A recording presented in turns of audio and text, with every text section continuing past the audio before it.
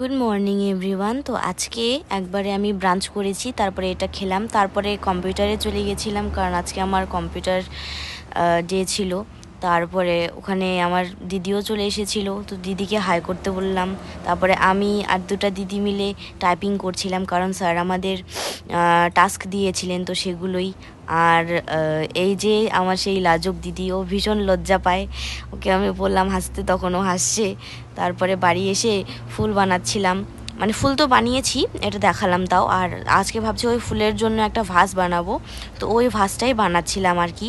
তো ভাস বানাতে বানাতে বেশ অনেকক্ষণই সময় লেগে গিয়েছিল, আমার ততক্ষণে অনেক খিদেও পেয়ে গিয়েছিল।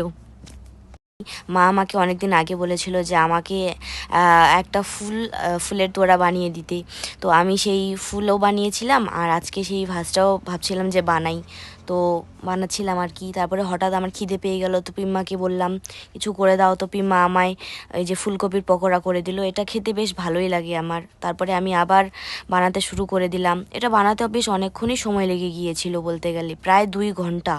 2 ঘন্টা থেকে আমি এটা করছিলাম, আর লিটারেলি আমার হাতে ওই আঠার লেগে কালো কালো হয়ে গিয়েছিল আর হাতটা কেমন চ্যাপচ্যাপ করছিল। তো এটা বানাতে বেশ অনেকই সময় লেগেছিল। তো বানিয়ে টানিয়ে তারপরে ডিজাইনটা আমি আপনাদেরকে এখন দেখালাম, এই টাইপের হবে।